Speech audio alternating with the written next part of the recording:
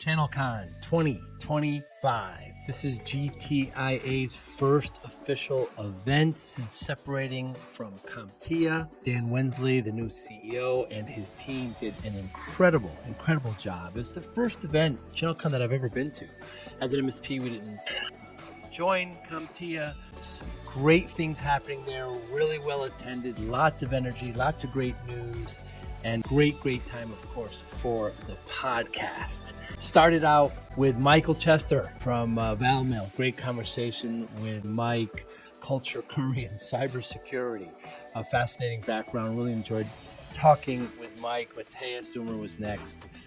I really, Matthias got a great story, great interests, steakhouse, grit to cyber. Really great conversation. I got to spend more time with Matthias as well. Really entertaining, really fascinating and smart. He was a smart man. Chris Lord, of course, from Solus. Really great. We talked on the virtually before. It was great seeing him there. We had a great conversation from soccer fields to cyber front lines. Robin Robbins, a titan in our industry for a very long time. Recently announced the Kaseya acquisition. We talked, I say, from grit to growth, but we had a really long conversation, a great conversation. I've talked to her kind of in passing over the last 20, 25 years, but it's the first time we actually had a long conversation, and she reveals a lot. Fascinating backstory. I didn't know many things about her. Thank her for the time. Really enjoyed that conversation. Ryan Walsh from PAX 8. Of course, the big PAX 8 Beyond event was recently, and known Ryan from a distance for a while. We talked just kind of here and there, but a great conversation with Ryan. Leadership, discipline. His father's an NBA coach. X's and O's. Fascinating. Pete Bussum. I've known Pete for, my goodness, 20 years. Former MSP, former Navy's veteran. What he does now to help the veterans in a nonprofit. Really exciting. Really generous. Sales and marketing is what he does. He helped our MSP do it years ago. He does it now, much more automated, AI influenced. Pete Bussum from Equilibrium. Mike Sanka, Movilla, the CEO. Great conversation. Kiteboarding. Didn't know anything about it. But how he got into project management. What's the probability of the sun not coming up tomorrow? Nadav Shanker. Great conversation with Nadav. Smart man, family man, has had Vercom for, oh my goodness, I think it's like 30 years. Great conversation from scuba to securing email is the name of the title. I really enjoyed talking to Nadav. Scott Barlow. I've known Scott for, oh my goodness, since the Reflection days, so at least 15 years. First time, we had a conversation like this. He was fantastic. He knows what he's doing. He's my favorite geologist. I did not know he had a degree in geology. We take that right into Sophos, right into security. Great conversation with Scott. Thank him for that. Vicky Bruns, my goodness. I've known Vicky for a long time as well. Smart, engaging, rides horses. And for a long time, and I open with that and how it can help us about learning about how MSPs grow. Great conversation with Andreas Ambul. Great talking to Andreas at Net3. They're doing great things there in private cloud. We talked about football and baseball, kind of the upbringings, how team sport helps in helping teams and helping companies. Great conversation with Andreas. Stan, even off. The first time meeting Stan, of course, I know his partner or CEO, Anoop. They're at ThreatMate. They're doing incredible things with penetration, with pen tests, and automating them. And really great conversation. But we opened up with guitars. He likes guitars. He likes music, and we just go right from guitar riffs to red teams. And we ended it with Kessie Jepson. I've known Kessie for 5-6 years now. They're at Lenovo. Fascinating woman. She has a big farm, although she never was raised in a farm, but she has one now, makes her own items that she sells at farmers markets. We talk about that and talk about what Lenovo is doing now to help MSPs. Great 3 or 4 days there in Nashville at ChannelCon. Thanks so much for listening and watching. Hi, I'm Joey Pinz, and here's my 45-second introduction. After starting my business in the 90s, I started developing poor habits of eating in my diet because I was working way too much. Before you know it, I found myself 340 pounds. The doctor told me if I don't lose the weight, I'm not going to see my daughter graduate. Took the next 7 months, lost 130 pounds. People think there's some secret. Ask me, how'd you lose that weight? Like there's some secret. There is no secret. How'd I lose the weight? Just one word, discipline. I've had other successes in life, and I attribute them all to discipline. Now, I'm not the king of discipline, but I believe believe that it can help all of us. Friends, colleagues convinced me to start a podcast. The podcast mission: how do we better ourselves and society? I talk to interesting people in health, fitness, sport, wellness, business, technology, science, art, and culture. And I eventually ask them how discipline plays a role in their life. Podcast vision: growth through learning from others. I want it to be about you. Describe the perfect cigar to me. The perfect cigar? Yeah. Churchill. That sort of. I'm not an aficionado of cigars. Not either. I don't like it not too strong. Sort of a medium. Yeah. I don't know. And the idea is what? It makes you feel relaxed. It makes you like, I play golf with guys who smoke cigars, and at this point, why start, Why start? Well, it started with my brother we were having a bonfire on the beach, and he was sitting there, and he smoked cigars, and my dad smoked cigars, and my grandfather smoked a pipe. I've never smoked a cigarette. So I'm sitting next to him at a bonfire, and I look at that thing and I'm like, why do you smoke that thing? Same thing you're asking me. He's like, oh, try it. And he's like, I'm like, I don't want to try that. He says, no, try it. So I try it. How old are you? Not too bad. I'm 53. No, at the time? Yes. 52 was like, so I just 51 maybe a couple years ago. Yeah, I don't really smoke them that often. I say. Just once, and I don't like to drink and smoke. It's one or the other. Yeah. In this fast-paced MSP landscape, how do you stay ahead? Introducing MSPinfluencer.com, your ultimate hub for MSP news, insights, and community connection, powered by Forza Dash. More than 75,000 MSPs subscribe to our MSP Influencer Pulse weekly newsletter, staying informed and ahead of industry trends. Tune in to emerging podcasts from Joey Pinz and leading MSP voices, offering essential tips, powerful insights, and success stories. Explore our multi-authored blogs, crafted specifically for MSP leaders, delivering fresh perspectives and actionable strategies. Celebrate excellence with the industry-leading Forza-Dash MSP Influencer Awards, recognizing innovation, leadership, and impact in the MSP community. Join thousands of MSP professionals who trust MSPinfluencer.com to grow their business and expand their networks. MSPinfluencer.com, where today's MSP leaders connect, collaborate, and conquer, all powered by the Forza Dash platform, helping MSP vendors work effectively with MSPs and helping MSPs grow. Why? What happened? Because I drink red wine, and when you smoke a cigar, the flavors change in your mouth. So I know some people drink bourbon or whiskey with certain cigars. Right. I don't like the mixing of red wine and cigar. Doesn't taste good. So it messes it up. I think one or the other. So very interesting. I thought for some reason I thought you smoked for a while. No. Yeah. I'm picking up these bad habits as I get old. Are they bad? I mean, you're not inhaling. Is it bad? I don't know. I don't smoke them all that often. You don't at all, huh? No. Robin, what's the difference between sales and marketing? Well, they are the same thing, just as a spectrum. Marketing is the beginning of the sales process. A lot of people do treat them as two separate things, but they're really not. Because marketing is about who is our customer, what is our message, what is our differentiation, how are we going to engage the broader audience out there, how are we going to communicate what we're about, and that draws people to you. It gives your company a story to tell. Selling, though, marketing can't get the job done completely unless I suppose if not in an MSP space. If you're selling a consumer brand on a store shelf, even then there's a salesperson selling that store to have your brand on their shelf. So very, very rare cases can marketing get the job done. Sales at some point has to pick up the opportunity and carry it across the line and negotiate the price and do discovery, especially with MSPs. So marketing is the beginning of the sales process. That's why if you're using referrals as a strategy for marketing, word of mouth, referrals, strategic partnerships, those deals tend to be easier to close than if you're doing cold ads or Facebook, because the marketing has a different story, it's a different relationship, but either way, it still leads to a sale. So So marketing is the beginning of the sales process, and the two have to work together if you really want to get the maximum ROI. And what is it about sales that attracts you? Excuse me, about marketing that attracts you?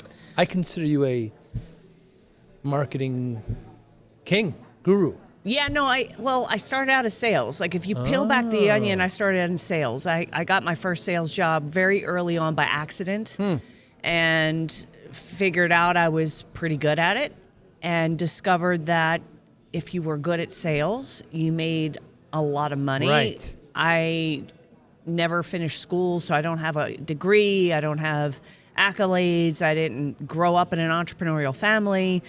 And when you're hungry, you start selling. And I found out, man, if I sell, I can make more money than like a lot of my friends or people. I wanted to get into IT. I wanted to get into computers and start programming. I thought that's actually the direction I was going to go and end up figuring out how to sell and started making a lot of money and thought, I can do this. So I actually started in sales. And the company I was working for at the time, CGI Systems, big VAR, they hired a marketing firm to drive leads for us as salespeople.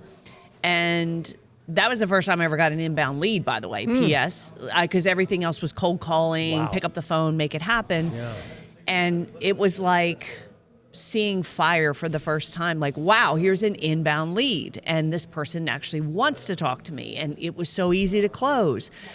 And then the marketing firm loved me because I was a great salesperson, and marketing firms like great salespeople because it makes their marketing ROI higher. So, because because a lot of people say, oh, well, the marketing didn't work, when it really was a sales failure. It wasn't the marketing didn't work. It was a sales failure, but marketing gets the blame, not the sales department. So anyway, this marketing firm loved me. And that's sort of how I got to Nashville, because I went to work for the marketing firm and started studying marketing. But because I had a sales DNA background, and I knew what it took to go toes to toes with a customer and get a check out of somebody. When I thought about the way marketing was for me, is everything that happens before that, setting it up so that when I go to sell, it's easier, I'm positioned properly. It's not contentious. I'm positioned as a trusted authority instead of a salesperson. So to me, marketing was the strategic beginning of the sales process, so that when somebody actually got to me, that process was easier, smoother, more productive. You had a great inside vision there because you knew what you wanted the outcome to be. So now you were going back. But isn't it generally true that the marketing type personality is different from sales? Yeah, typically it is. I'm a hybrid, and I think that's been my superpower. I see. I think being able to, starting out in sales and learning the sales process gave me a much deeper appreciation, understanding of the customer, of the objections, of the things that they think about the concerns, the fears, the wants, the desires, how to read people, how to understand people, how they think, having empathy. All of that you learn in sales. You don't learn that in marketing. I mean, you do, but you really learn it when you're one-to-one selling. And so, yes, it is usually a different person. A salesperson usually doesn't make a good marketer. A marketer doesn't typically make a good salesperson. Marketing people tend to be more creative. They tend to be more detail-oriented, because marketing is about a million details and coordinating a project, and you have graphic design and copy and web design and development and the CRM systems, all these things. So there's a lot of project management. There's a lot of creativity there. Selling is like, give me a lead, something I can close, right? So you are right. They are. And I think that's one of the things that has enable me to be so successful at marketing, is because I start from how do we make the sale, and then you work backwards. Is it better to be an introvert or an extrovert as a salesperson? I don't know, because I'm an introvert. I've never been an extrovert, Really? So I can't say that I know what the difference is. I have heard, if you look at studies, they'll say introverts tend to be better salespeople. But I've met a lot of great salespeople who are hardcore extroverts. Yes. So I don't know. I don't know if it's any one thing or another. I tend to think women tend to be better salespeople than men because of the nurture, because of the understanding, because of their general sense. But again, like I said, I would never say it's all this, only introverts are better or women are better or whatever, because there's always someone out there proving that formula wrong. So I remember hearing Daniel Pink once talk about this, and he used the term ambivert, where sometimes you're an introvert and sometimes you're an extrovert. I wonder if that's the case. It's interesting to me that you're an introvert. I'm surprised by that. So after a big event, after you're on stage, drained. You need wiped out. You need wiped out. And I love people. It's not that it's not introverts. It's not that we don't love people. That's right. It's the activity of being around that many people. That stimulation it's very tiring. And so where I go to energize is I have to go back to my office where there's nobody. I work from home. There's nobody around but the dog. And, that's where I go to the garden where there's nobody. My kids don't like having it. So I'm in the garden. The dog stays with me everywhere. The dog is my best friend. Everybody leaves me alone, and I do my thing and I recharge my batteries. And your first sales, it was in technology. What got you attracted to technology? Well, I think I've always had sort of that theme of it running through my career, I guess. Early on, when I was, my teens, I went to there was college, university, school near the house, and they were offering computer programming classes. And so it was free, so I signed up, and I just started tinkering around a little bit. And I was always good with technology. And when I say technology, so I was the person in the office that knew how to use the CRM and how to set it up and how to get it to do what it was supposed to. I was always the person who knew how to get PowerPoint or Word or any of the programs. I could just figure it out. Like I just had this sense of, I guess I just wasn't afraid of it, right? I thought I wanted to be a programmer. When I went to work for CGI Systems, I took a bus downtown Philadelphia, and there was a job fair, and they were looking for IT people, everything from programmers to, network, everybody, right? Yeah. And I had a resume, and I went to every single booth at this career fair, and I said, look, I'm no technical skills whatsoever. And I know you're not looking for someone like me, but if you have any job available, I don't care what it is, I'll scrub toilets. I'll be the hardest working person you have. Here's my resume. Here's what I've done. And anyway, so that's CGI Systems ended up hiring me, and they put me into collections. And I said, great, I'll do it. Because I figured in my mind, if I could get into a company that was a technology company, I could learn by being in the environment. Wow. That was the strategy. So I get into collections. CGI was running on Lotus Notes, if you remember Lotus Notes. So I taught myself Lotus Notes, and I wrote a program to manage all the collections in the department. Wow. And I went to the general manager of that branch, and I said, look what I've done. Why don't you give me formal training, and I'll be a great programmer? And he kind of laughed a little bit. It hurt my feelings because he kind of laughed at me. And he said, well, I can't do that. He said, but what I can do is I can give you a job in sales in the training department. Now, the training department sold CompTIA A+ certification. They sold MCSE, CNE certification, those kinds of training classes. And the deal was, if you worked in that division, if there was an empty seat in one of the classes, you could audit it for free as someone who worked in that division. So I said, great. I said, give me the sales job. I'll figure it out. So they put me in the sales job, and within a couple of months, I was selling over $300,000 in sales. Now, this is going back. Wow. This is going back 30 plus years ago. So that was a lot. And I was a machine because I just dial the phone. Did you really? I would go in on a Saturday and fax marketing materials to prospects all day Saturday. Wow. I'd be me and a couple other lonely people in the office. I sit there Saturday, fax, because that's what we had. We didn't have email broadcasting, didn't have social media. I didn't have a budget for direct mail. I didn't have anything. So I'd sit there and fax all my stuff. And then Monday I'd get in and I would just call. I was just a cold call queen. And I was just unafraid, and I would sell. And I started making over six figures 30 years ago, which was like insane money. And I said to myself, that was kind of where my turning point is. Forget IT. I was making more money than the programmers. At that point, I said, I want to learn how to sell. And that's where I doubled down into that and learned how to do that. So this would be the late 90s. Yeah. And where do you get that drive from, Robin? Where does that come from? Hunger. Yeah. Desperation. Yeah. I was homeless when I was 14.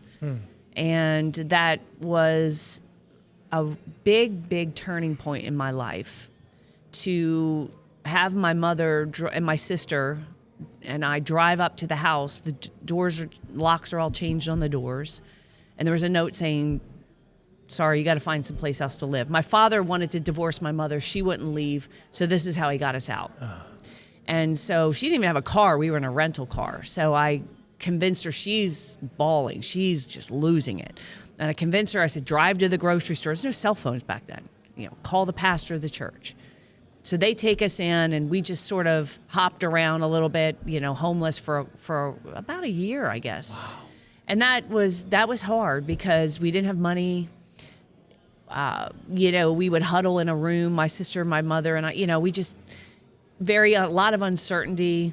And so I think that scrappiness, I would do anything I could to make money because my mother didn't have money.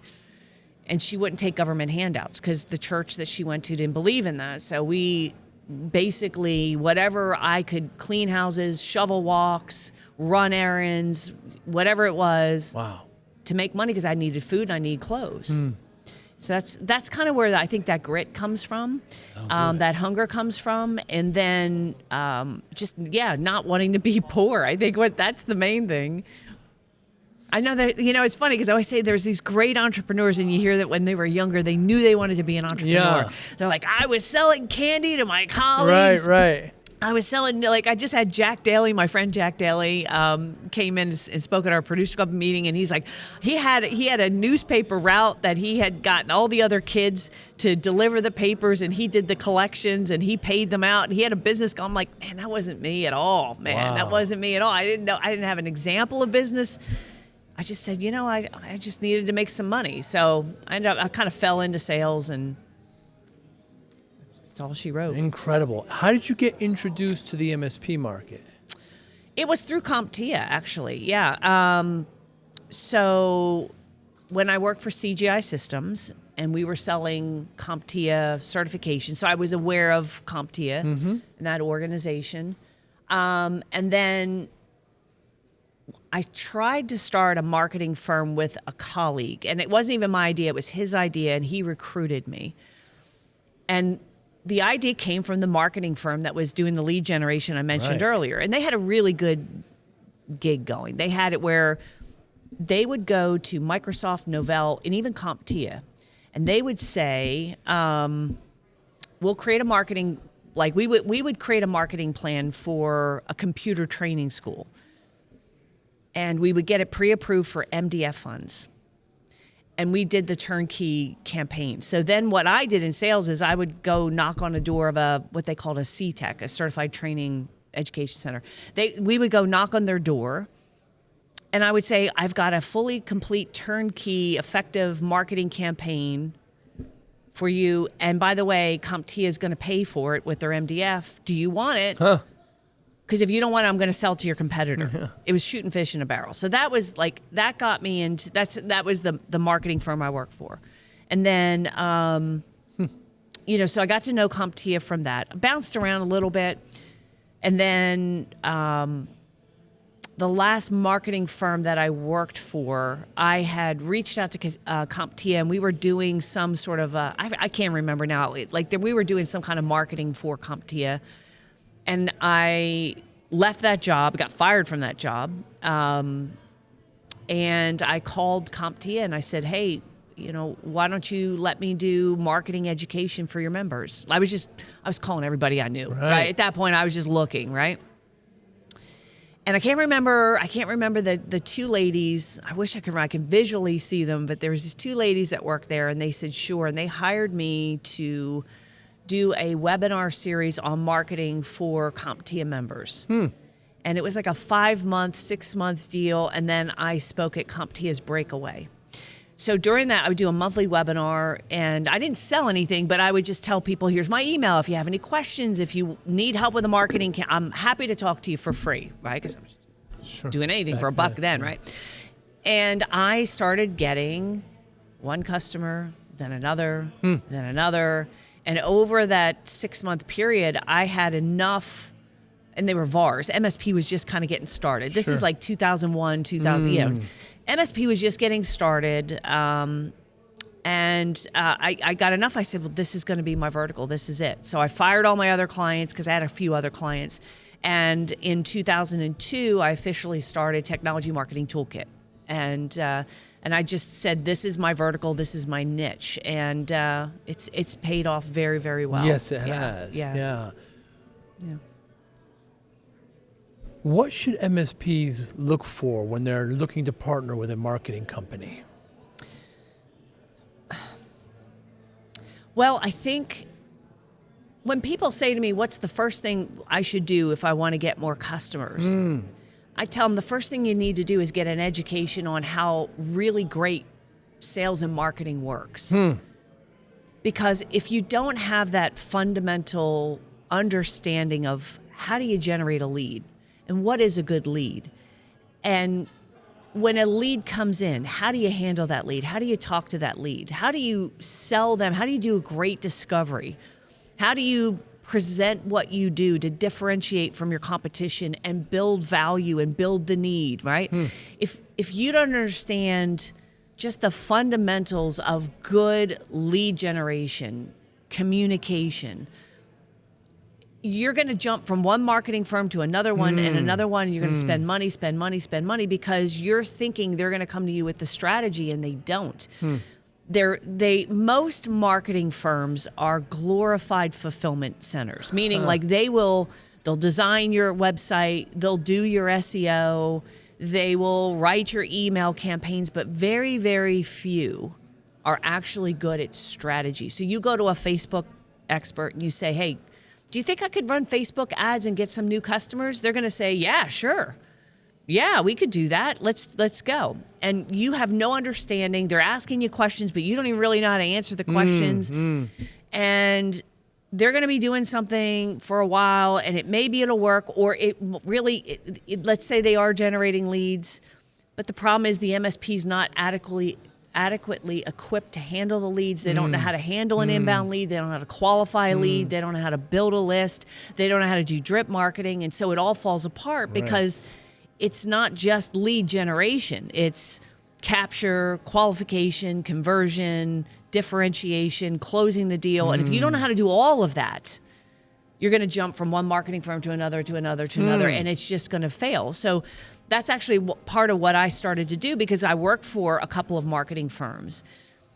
And I noticed it all the time. People would come to me and I want, and it doesn't have to be MSPs. It could say, sure, how do I get more customers? And I would say, okay, well, here's what we got to do. But who is your customer? Well, I don't know. Or it would be really vague. Okay, well, I'll take anyone. Well, why would they buy from you? And they give me some very generic thing. Well, why should they buy from you over these 10 other people in their market? Very generic answer. Well, tell me who handles sales. So when this lead comes in, who's going to handle it? Who's going to follow up? I don't know. I guess I will. It's just, so it's this vague thing. And I would just see, okay, this marketing campaign is going to fall apart because you don't have the full system in place. And so I always tell people, when I started my agency, when I started Technology Marketing Toolkit, it was about three things. One was training and education. We had to teach you what good marketing is and how to prepare for leads and how to process leads. You had to know good strategy, number one. You had to know what good marketing was. You didn't have to do it all, but you had to at least know what good was. The second thing I gave were templates. That's where the toolkit came from. So I gave them a lot of fill in the blank, ready to go, process, checklist, templates, modify this, put your name in here, modify this. It was almost like a Mad Libs kind of, but they had to know how good marketing is. Then I would get them 80, 90% of the way there with the templates. And then the third component of it was the coaching, and it was the community and the support. And those are the three things that I started doing because I saw a need every business, MSPs included, right? So that still today is a big core of what we do. So when you say, how do you partner, or how do you look for a good marketing firm? I think you have to have your strategy right. You have to know who your customer is, what's your value proposition, what's your go-to-market, what's your budget, who's going to handle sales. And if you don't have that in place, again, you're going to be really disappointed. Because I think once you have that in place, then you can start saying, okay, our strategy is we're going to do SEO. So I'm going to find a good SEO company, but because I know who my customer is, I understand good marketing, I'll be able to direct them and be collaborative with them instead of them just going, well, I don't know, just do whatever you guys think. And they don't know. And then you end up disappointed and more broke. Right. Yeah, and nobody wins there. So I started my MSP in the 90s, and I sold it in 2019, but I was just as guilty of this as anybody. In the late 90s, I hired a salesperson and handed him the yellow pages, right? I mean, those questions that you just asked, I would have gave those same generic answers. So generally speaking, the MSPs are kind of tech-led, and they don't really understand or maybe respect the soft skills. It's Michael Gerber's E-Myth. A technician suffering from an entrepreneurial seizure. Yeah. Doesn't make them bad people. Right. And that's the majority of small business. That was what I was. I mean, I was technically good at sales and marketing. I had to learn how to grow a business. The skill of growing TMT to over 40 million. Incredible. Where, we just had our exit, right? Where that was when I started, I was just trying to make a buck. I was just trying to pay the rent. I was just like a lot of people who are just starting a business. You're technically good at something, and so you start a business and you kind of try to figure it out. But the skill of scaling and growing a business is entirely different than the technical aspects. So you're right, they are technicians. So I didn't have to learn sales and marketing. See, they have to learn sales, marketing, leadership, finance. I had to learn. Interesting. I knew how to sell. I had to learn how to hire and manage people. I had to learn how to finance. I had to learn how to look at a P&L and how to budget. I still hate that stuff, but yes. I had to figure it out. I had to learn how to do that to scale an org. So you're right. I think but it does start with sales and marketing. And everyone would say, well, of course you'd say that, you're biased. But the reality is when you're small, the first hurdle you got to get to is like $1 million. And you've got to figure out, who is my customer? What is our value proposition? How are we going to get customers? How are we going to differentiate? Because if you can't get customers in the door, that's job number one. And you got to get customers in the door consistently and profitably. And if you can't do that, you're never going to scale. Hey, Joey Pinz here.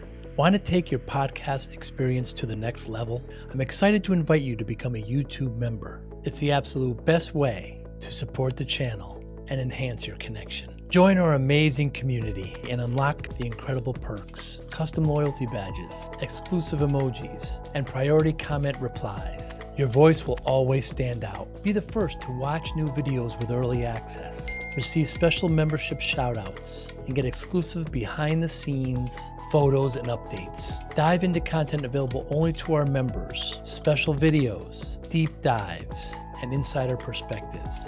Engage directly with me. Suggest podcast topics you want to hear, and even get personalized video shoutouts. Hit the join button right now and become part of something special.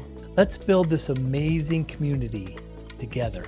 I can't wait to welcome you as a new member. Join the Joey Pinz family today. Yeah, as you're talking, it occurs to me that these technicians started companies and they had to learn those skills. You were a sales and marketing person, and you had to learn how to run a company now. Now you had to develop these other skill sets. And they have to too. And they have to as well, yeah. What's the difference between a leader and a manager? Well, a leader is,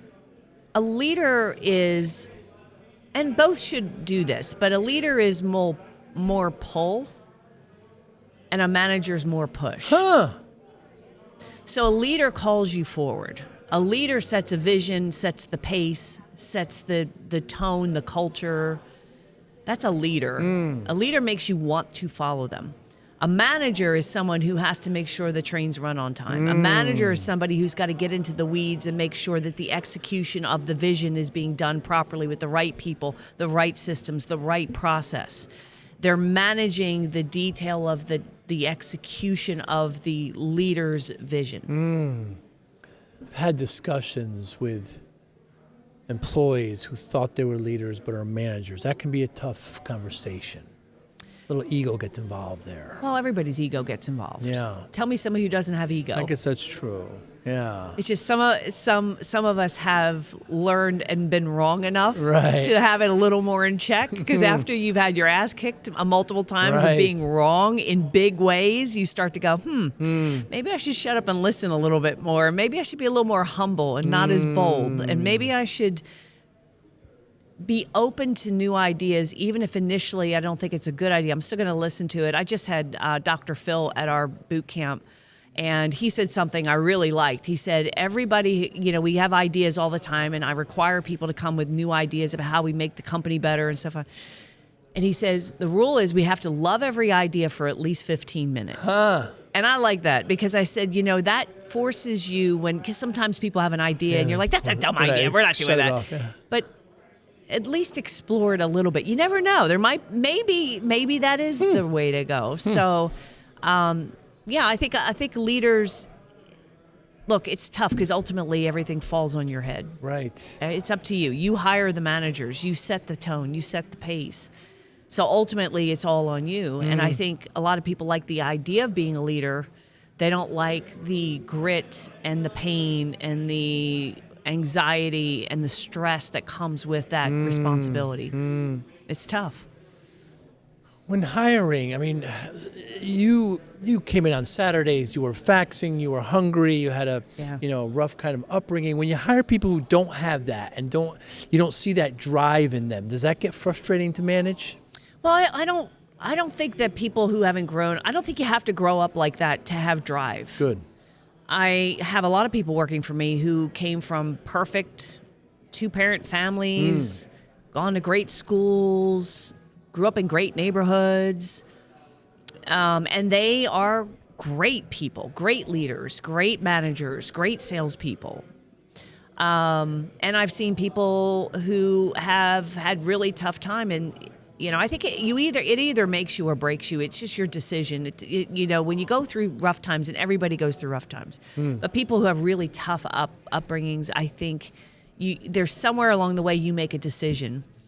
And that decision is, am I going to be a victim? Am I going to let this circumstance victimize me forever? Or am I going to just move on and say, hey, can't saw sawdust? Because I have siblings, and none of them are in business. None of them have any kind of means, if you will. I don't mean that to be hurtful. I understand. But we grew up, I have a sister. She's a year younger than me. Grew up together, same parents, same household, same schools, same situation, same everything. We don't talk anymore. I mean, we have, unfortunately, she's not somebody that, I just had to sort of separate, not have her in my life. But, yeah, I mean, what made it so that I was able to grow a business to be the number one in my industry. I mean, only about 0.4% of businesses ever get beyond 10 million. It's amazing. So I don't say that to brag, but it's fact. But clearly, my life has taken a very positive turn, and I thank God for that. I also want to make sure I don't take all the credit, because I think, my Lord and Savior not helped. I mean, I think that is. But I think part of that, there still is a decision that has to be made, and so I don't think it's because when I hire people, it's not necessarily about their upbringing. It's just about their nature, their decisions, their choices. I don't know. Is that environment? Is that in your genes? Is it genetic? I don't know.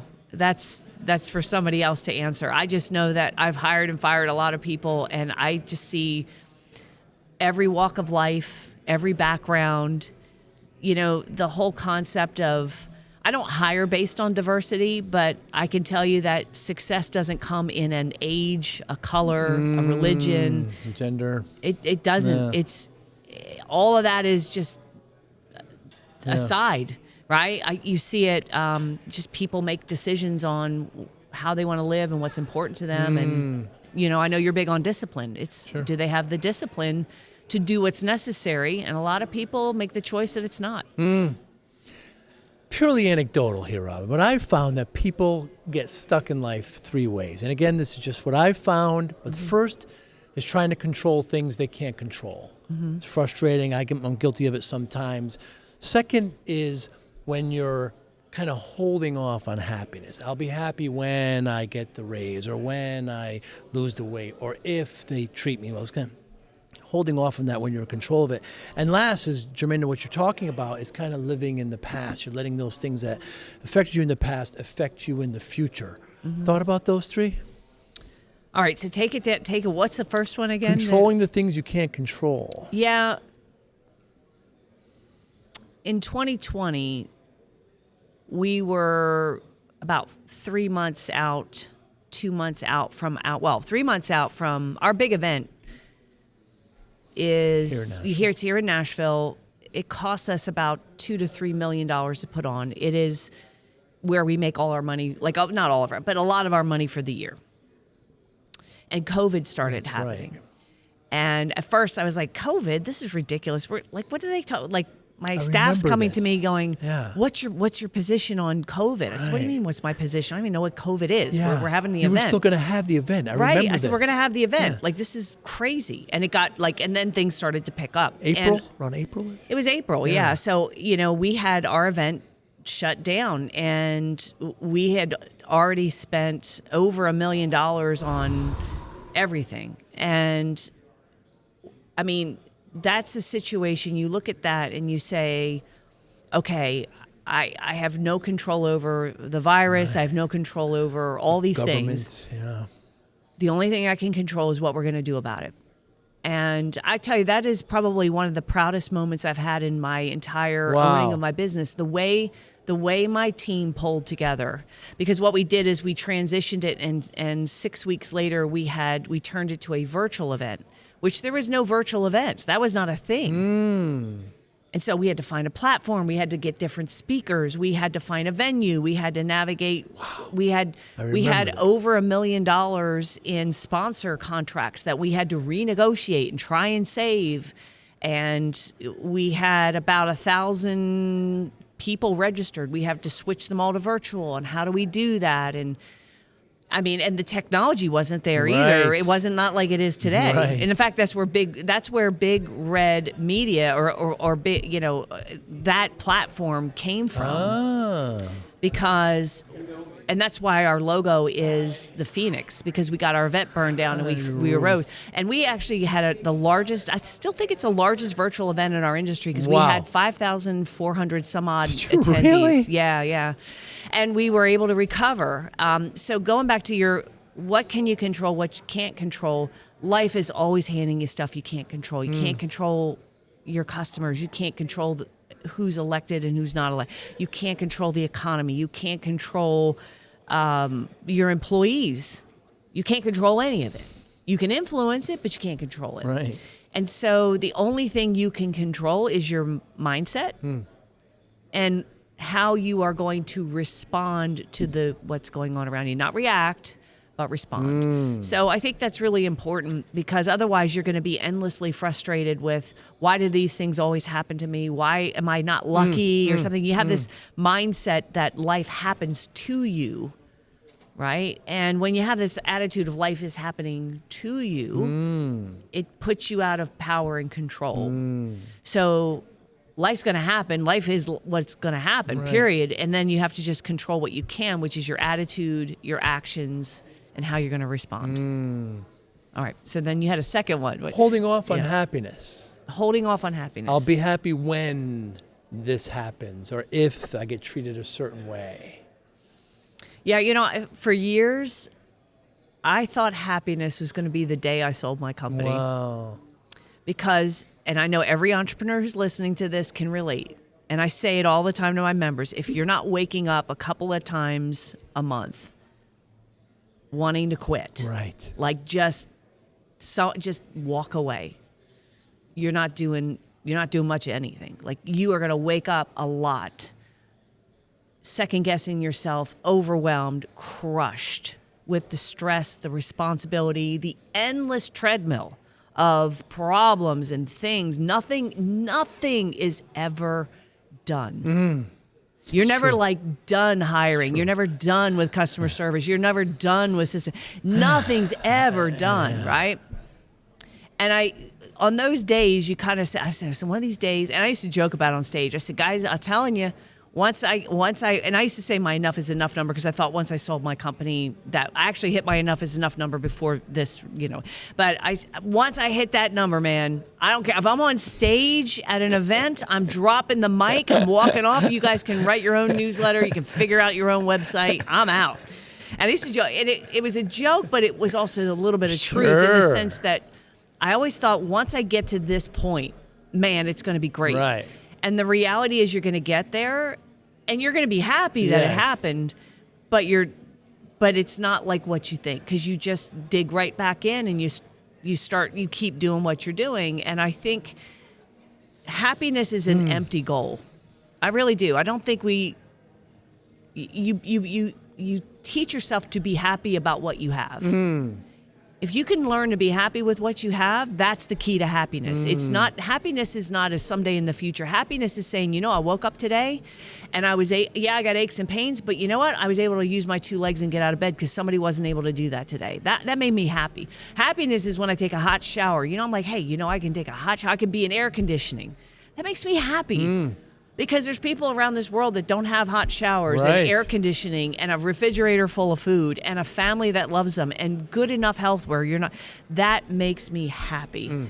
And I think if you keep saying something external is going to make you happy, you're going to be disappointed for a very long time, because you can wait for this thing to happen. And I promise you, you're happy, you're excited in the moment, but it's very, very fleeting because Dan Sullivan has, Dan Sullivan? I think strategic coach. He's a friend of mine. Okay. He has this book. Everybody should get this book. It's a little book called The Gap. All right? And it's a really tiny little book. I'm going to explain it to you in a minute. Okay. And the gap is, if we were you and I are standing here and we're looking towards the horizon, and we say, okay, I don't want to be where I'm at. I want to be there, right, where the horizon is, that point in the future, that place over there. Well, when you run to that place, what happens to the horizon? Stays where it is. No, it moves. Yeah, it shifts. Because you're like, okay, then you get to the point where you said you wanted to be back there, and you're here, but now you're not looking back there going, look how far. You're looking to the horizon again. So the horizon keeps moving. And I don't think that's a bad thing. I think as long as you understand that's what life is about. It's about becoming a better version of yourself always, and being happy with that struggle, and being happy with the journey, the people that come with you along the way. That, I think, what makes me happy is thinking that I put in the work, I cared about people, I did what I thought, I did the best I could. I mean, I really genuinely love people, and I did the best that I could. And the people I have around me, that makes me happy.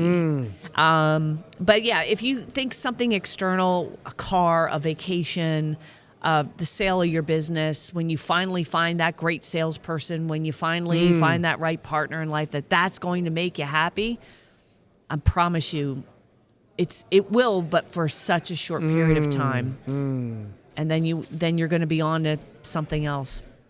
It's empty. Yeah, it is. Yeah. Valuable lesson. Yeah. When did you arrive to this conclusion? I don't know. Yeah. I don't think it's any point in time. I think just over the years living, making a lot of mistakes, thinking this is going to make me happy, that's going to make me happy. Yeah, the sale of the business was a big one. I always thought that was going to make me, hitting my enough is enough number. Man, when I hit that number, man, I'm going to be so happy. And I am. I'm not unhappy with it. But again, I think happiness is an empty goal. I think fulfillment is and meaning is far more important. That's going to sustain you. I think that's what people are looking for, really. They're not looking for happiness. I think people are... They're trying to substitute a lack of meaning and purpose in their life with happiness. So I go and I eat a meal, and that makes me happy in the moment. Or I go have drinks with some friends, and that makes me happy in the moment. And but it's fleeting. But meaning and purpose isn't. And I think that a lot of people are missing that meaning, that purpose, that contribution. And it comes from serving people. I'm telling you, that's where you get the most meaning in your life. I've never heard anybody say, you know what gave me purpose and meaning? That new car, that vacation home. Man, there's so much meaning. No. Because you get meaning and purpose from serving others. And if you will serve others, you will be happy because you will find what you're really needing, which is meaning and purpose. I get asked by a lot of MSPs now, Robin, like, what are the big lessons I learned when I made my exit of the MSP? And the three things I said that turned me around is, one, join a peer group. All right. When I joined a peer group, all of a sudden I'm in a room. You can feel alone, as on top, and as an entrepreneur, I was in with peers. It was wonderful. Changed everything I did. Two is adopt a business operating system. There are several. Just choose one. And the last is to hire a coach. Be humble enough to ask for help. Those are my three pieces. Do you have something similar upon your exit? Yeah, no, I agree. I mean, that's why the peer groups, I think, are so important. It's, when you're a business owner and you're stressed out, you know this. What do people say to you? You should take a vacation. Right, yeah. And you sit there and you go, I don't need a vacation. Right. I need someone who can sell. I need a good service leader. A service manager. I need more customers in. So what employees and people around don't understand about entrepreneurs is going on vacation doesn't relax us, it stresses us, because we in our mind, we know that the problem is back home just festering and getting worse. What relaxes us is getting solutions to the problems we want to solve. And that's why I think peer groups are so important, because we can't know it all ourselves. And a peer group is a way of shortcutting your success. A coach is a way of shortcutting, because there's not a single problem anybody has that somebody else hasn't already figured out or solved, right? So if I go to a peer group and I talk to three other people and they know how to hire a sales manager and they know how to get a service leader and one of them has a compensation plan, I just save myself a lot of trial and error. And that relaxes me, because I go back, I can fix my business and I can have confidence because somebody else has already done it. It's not like theory.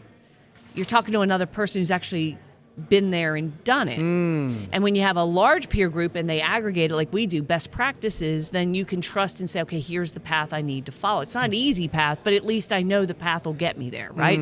So I think, yes, I think you have to join a peer group. But to the point is, you got to lean into it, because what we see is people join, but then they don't participate.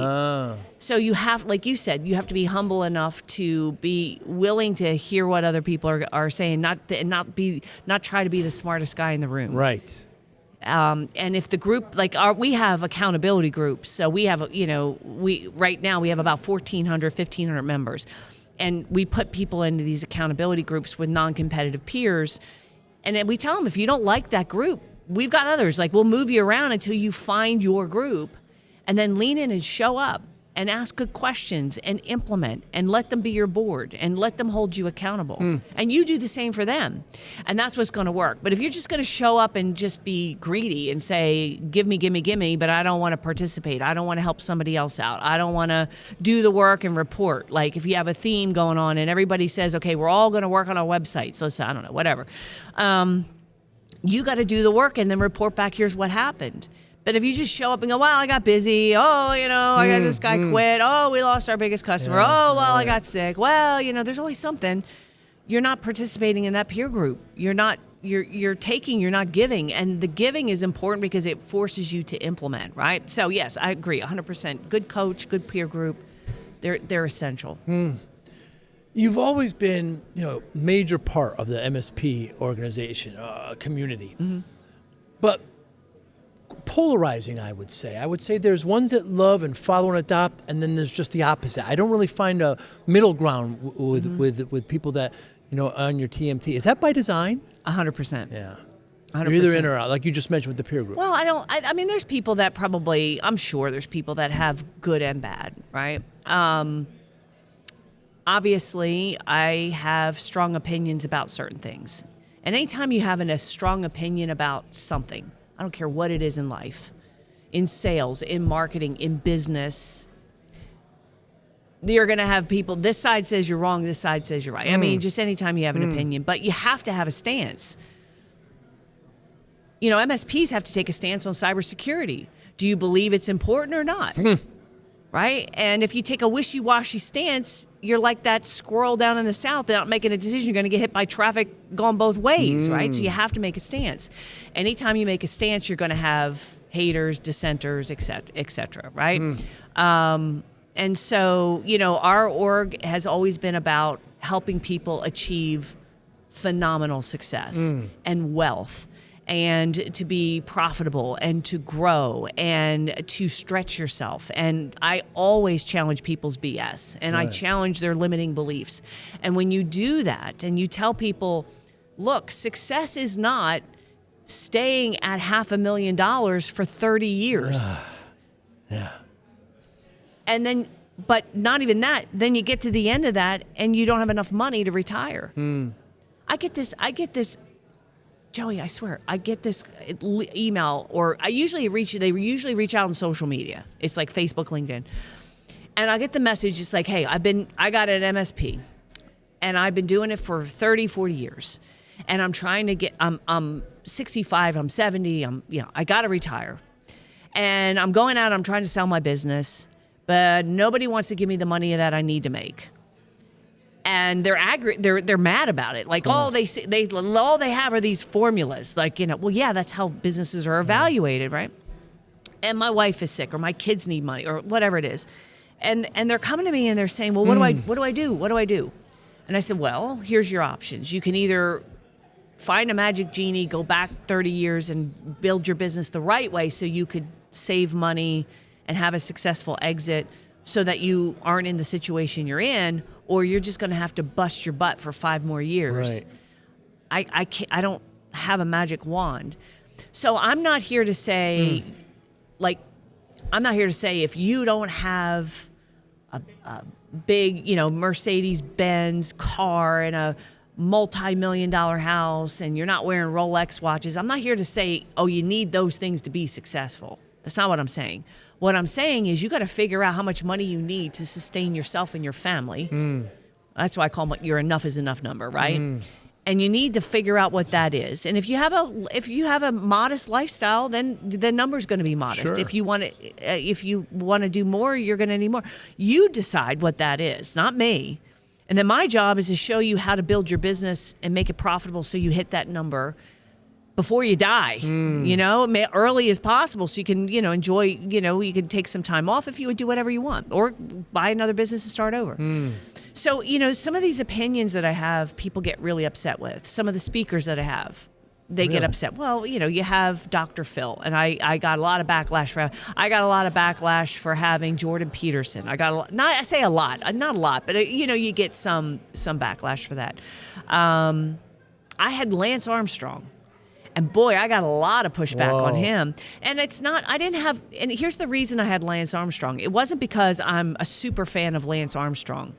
I wanted to know what it felt like to be at the top of your game, to be one of the most celebrated, recognized, successful athletes in the world. I would yes. And have that fall from grace. And how did you emotionally recover from that? I want to know that story. Me too. And he told me that story. And that's why I had him. I didn't have him on my stage because I was like, oh, here's the shining example of how people should be. It was, look, people make mistakes. I mean, I'm not perfect, he wasn't a pedophile or something. I'm not going to have that, right? Point. But yeah, so that you get a lot of people who don't like you. So if you have strong opinions, if certain people I have on stage they don't like, you're going to have that. But then I had Damon John teach me this. Damon John, one of the Shark on Shark Tank. And Damon taught me this, and it is so true, and it is something that's really stuck with me. He said, because he dealt with a lot of rap artists, when he started FUBU, it was that rap artist culture. He said, rap artists know how to use and monetize their haters. He said, they don't try to fight them, they use them. Fascinating. And I was like, tell me more. And he explained to me, like in their music and everything, the more really successful people, they don't have OnlyFans. Like, they're not all like, if anybody who's highly successful, they usually have a group that is raving fans that follow them, but they absolutely have haters, dissenters, people, critics. And so as long as you're not offending your core audience, you got to know who your core audience is. Sure. And as long as you're not offending them, the fact that people who are not them don't like you is telling you you're on the right track. Yeah. Goes back to that can't control what you can't control. Right. Well, it's not even control; it's use. Everything is useful. A hater is useful. Yeah. Maybe they have a legitimate point. I do listen to people. Constructive criticism. Yeah, so there's people and they say it sometimes. They wrap it in a nasty gram to me, and sometimes you can just see they're unhappy, bitter people. Right. Or sometimes they're just going through some rough stuff, and they're just they're a hammer and everybody's a nail, and they're just they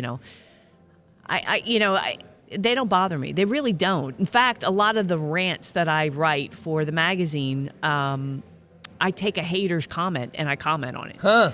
And those are ones that really get me a lot of juice. So again, you have to have core principles. You got to stick with your core principles. You got to know who your core audience is. And then there are themes and there are what I call advocated positions that you want to hold true to. And not everybody's going to like your advocated positions. And that's okay. It's okay. Yeah, I have a hard time. I'm not the best at accepting compliments. And my mentality is the same door that I can accept a compliment can also be the same door that a troll can, but I do want constructive criticism, and I do enjoy a compliment, but it's a tough way to balance. What is your favorite part about working with MSPs?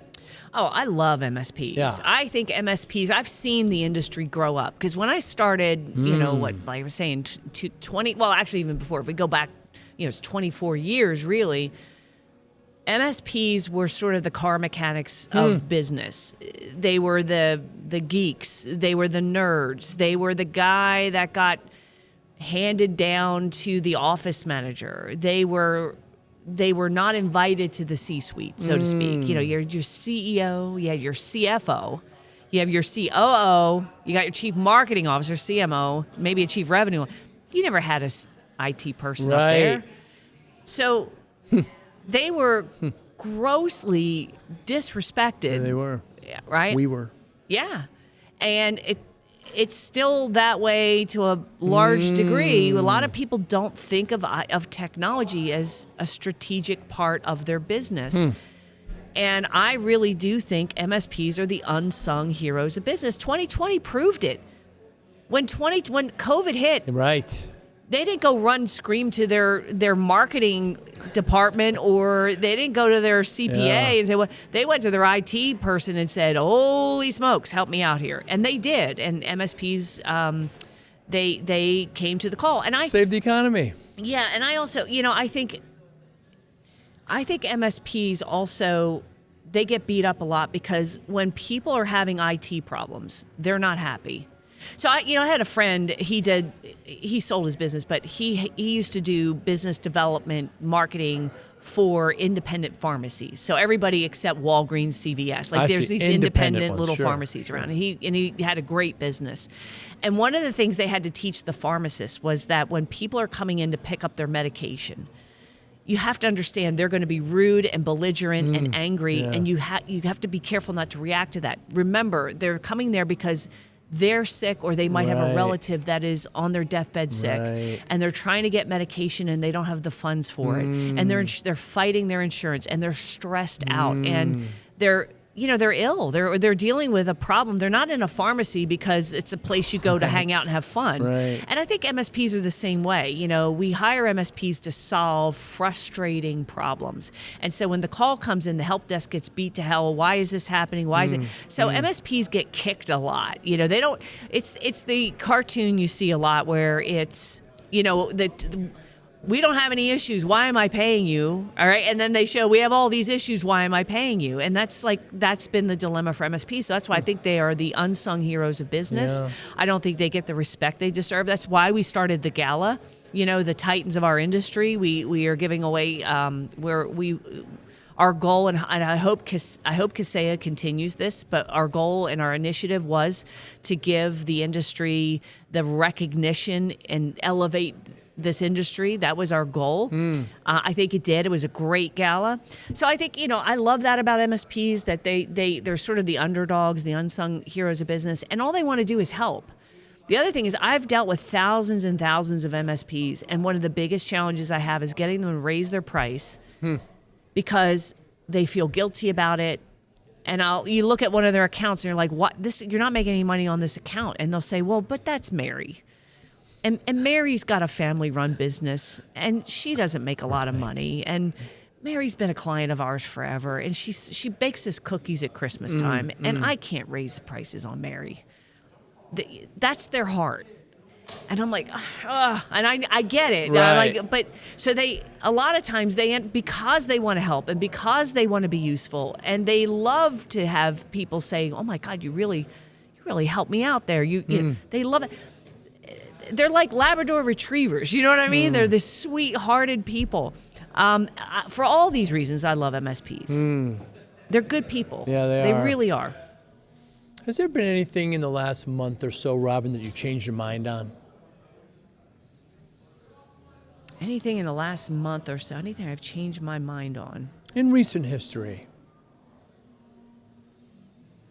That's an interesting question. Nothing's coming to mind. I'd have to think about that. Nothing's really, it's been a kind of a busy 3 months. I asked somebody recently, and they told me they went from well done to medium well burgers. I don't understand. Yeah, I mean, I'm like searching everything. I really can't think. I've been just locked in for the last last 6 months. Yeah. How has the sale been for you, and all that exiting and? It's very stressful. I don't care who you are when you go through that, the negotiations and the legalese and all the stress of that, everything. It's stressful. Yeah. You're trying to make sure that your customers are taken care Right. of. You want to make sure your employees are taken care of. You want to make sure you're not agreeing to something you're going to regret later. There's a lot of back and forth.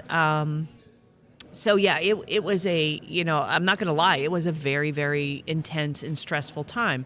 And I think when you sell your business, there's emotions you go through. And I know everybody out there who's sold their business, they're going to go through baby. it. It is. It's your baby. It's everything. You've spent your life, you get in this routine, but you go through emotions of guilt.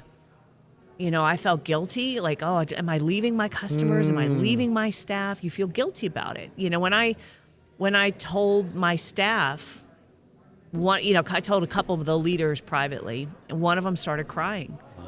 And she said, "What's going to happen to me?" And I'm like, "Nothing's, I promise you, you're going to be okay. I promise you." And she goes, "But Robin, I'm a single mom."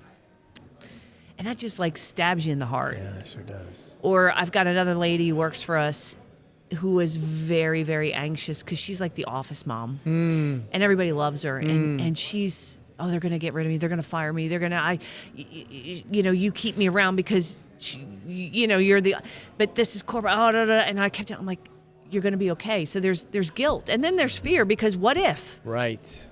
Talk about things you can't control. Right. Like you set it up, you have agreements, but ultimately when you sell your business, it's not yours anymore.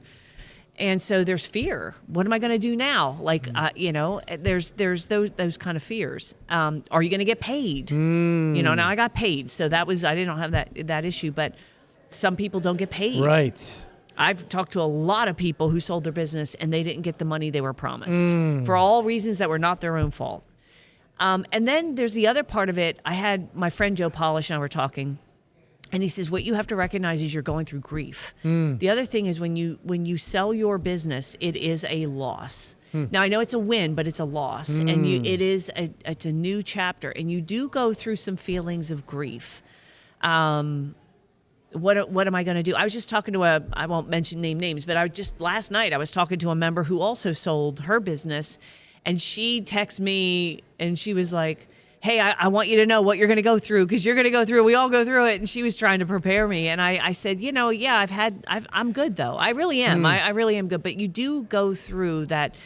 that the anxiety of the whole sale and the transition, and then you feel a little guilty, and then you feel fearful what's going to happen, and then there's the grief. But I do think, I mean, I'm not like, I don't feel those feelings now because, but there's that transition period you go through. So that's kind of why I don't know if I changed my mind on something. Maybe the thing I've changed my mind on, going back to what I said earlier, is I thought once I sold, then life was going to be happy. Like I was going to hit this utopia. Right. And it's not that, again, not that I'm not unhappy, but it's not like what I thought it was going to be. Not bad, but just not what I thought it was going to be.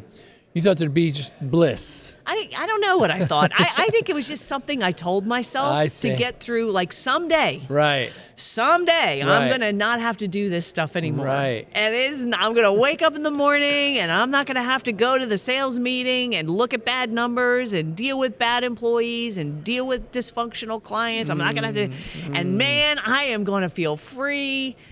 And you know what you realize is, it's all part of what you love. It's all part of the game you're playing. And it doesn't feel good, but you, in a weird kind of way, you miss it. Not all of it, you know what I mean? Not all of it, but then you just trade it for something else. The horizon, the gap, Well, 23 years. I mean, it's a substantial part of your life. Yeah. And I'm still part of it. Like I'm not like I got a they did a really good deal for me in that I'm able to stay on to just do the client-facing content, the seminars, the webinars, the things that I love doing, the one-on-one coaching with members, all that. I get to do all of that, but I don't have to. It's like I get to be the grandparent. That's what I'm saying. It's like I get to do all the fun stuff. Fill them full of sugar, shake them up, get them excited, hand them back to the parents. Here, you guys deal with them now, right? That's the part. So that's really good. I'm very happy to have that opportunity. They've been very good to me. Good to hear. Yeah.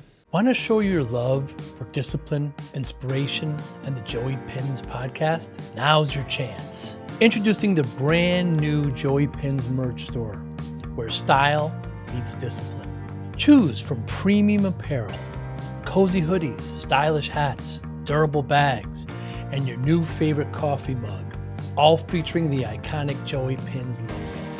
Perfect for podcast fans, discipline enthusiasts, or as unique gifts for friends and family. Every purchase supports the Joey Pinz Discipline Conversations podcast, helping us continue to inspire greatness and promote positive change. Visit joeypinz.com/store today and wear your discipline proudly. Joey Pinz merch. Wear it, share it, and live it. Started the MSP in the 90s, Robin. I was working way too hard, 14, 16-hour days. You're no stranger to this. And not taking care of myself. Just, a lot of pizza, soda, playing, less exercise. In front of the doctor, and she tells me I'm at 340 pounds.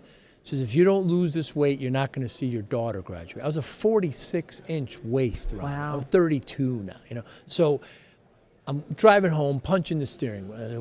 What have I done? I can abuse me all I want, but I have a family now. I have this daughter that somehow I'm responsible for, and I have to think outside of myself. So I spent the next 6-7 months, lost about 120 pounds. And congratulations. That's awesome. That's not easy. It's not, and you can't look at it as a finishing line. Right? Many people do that, and then they go back to wherever they are. These are lifelong changes you have to make. It's a habit change. Yeah, it's a whole mindset shift, everything. So when I tell people this, they always say, what's your secret? And there's no secret, Rob. I'm disciplined. You mentioned it before, focus, willpower, routine. I feel discipline is a spectrum, just like how you mentioned sales and marketing 100%. I agree. I wonder how discipline plays a role in your life, Robin Robbins. Yeah, it's no different than what you described.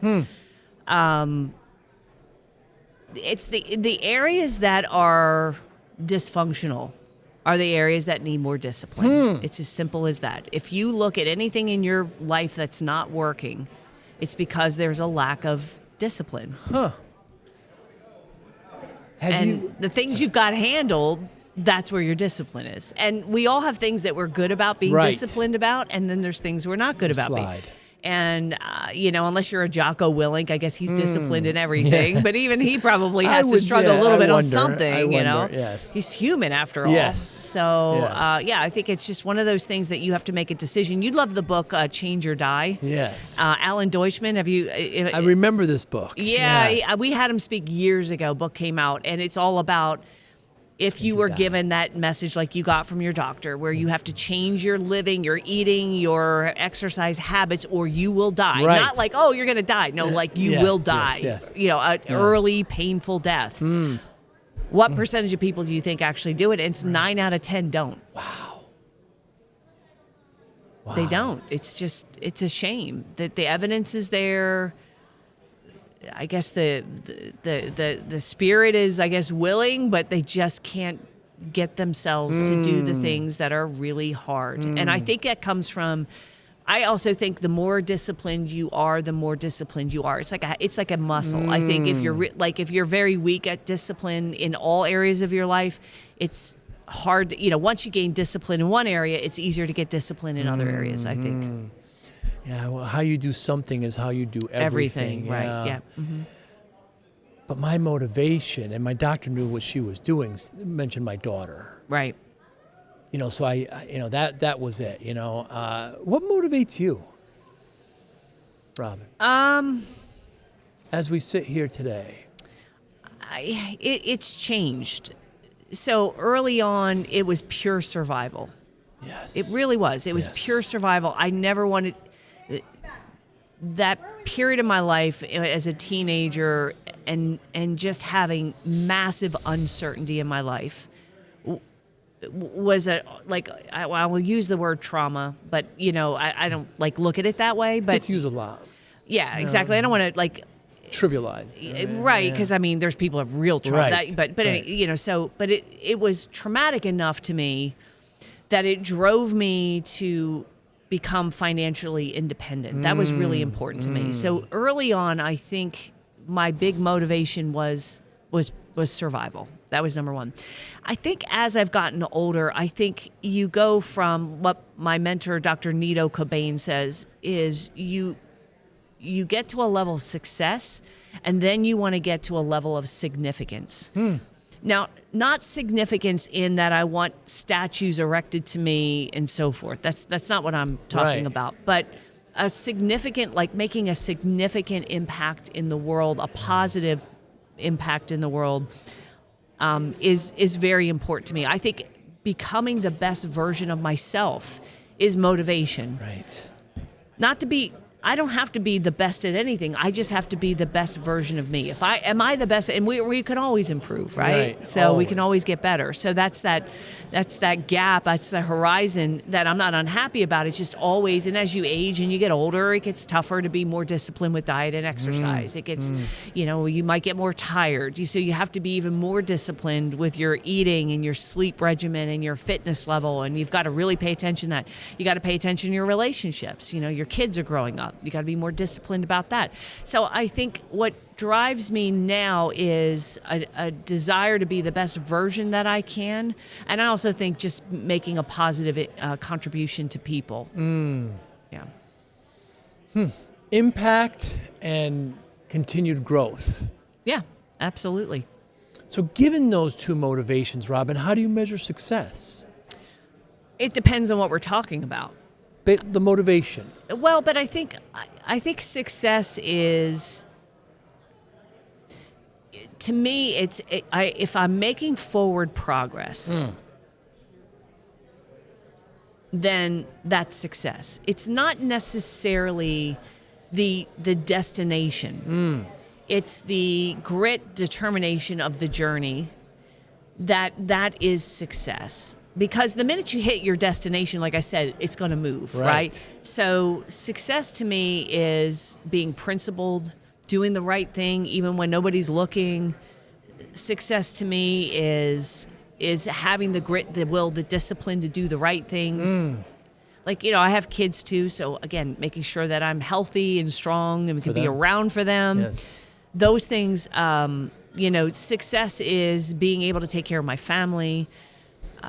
Those things, I think, and also professionally, I always want to get better at what I do. I want to get better. How do I help more MSPs? Maybe I can explain things in a different way. Can I invent? I have a million ideas a day about things that are going to add value, that are going to make things easier, that are maybe this, if we explain it in this way, it'll land better. Maybe if we give them this tool, it's going to be a breakthrough. What's something big we could do? like our Titans gala was to me a huge home run, a huge success, because that wasn't about me. I mean, and my team, I give my team all the credit, that created that event and ran that event. Really? Oh, 100%. I other than just to say we're going to do it, they really, they pulled it off. But it was a success because we lifted people up. That to me is a success. But there might be people listening to this. I'm in a good place right now. Yes. I'm in a place where thank God, I'm healthy. I've got financial means. I'm wealthy, right? I'm in a place where I'm not in the struggle, right? There are people that are going to be listening to this who are sick, who are dealing with financial problems, that are dealing with all kinds of, and sometimes it piles on top of them. Success to them might be just getting to the end of the day without giving up. And that's success too. That is. I don't want people to sit there and say, oh, well, I have to do this grandiose thing in order to be a success. No, sometimes success is just getting through the day. And if that's where you are, then recognize that's where you are and celebrate that, because some days that's the most you can. That really is that is sufficient lifting and heavy. That's difficult enough versus, and I think that's hard. I think because it compounds, because you do see people who are winning and they look like they got it all together, right.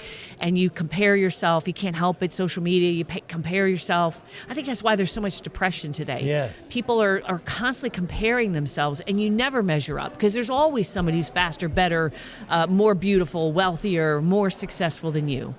And I think that's the wrong way to look at it. I think that's why if I can look at myself and say, today I got up, I read, I took my supplements, I did my exercise, I did my physical therapy, I did the things that I don't always necessarily like doing, but I did them anyway. In business, I kept my commitments.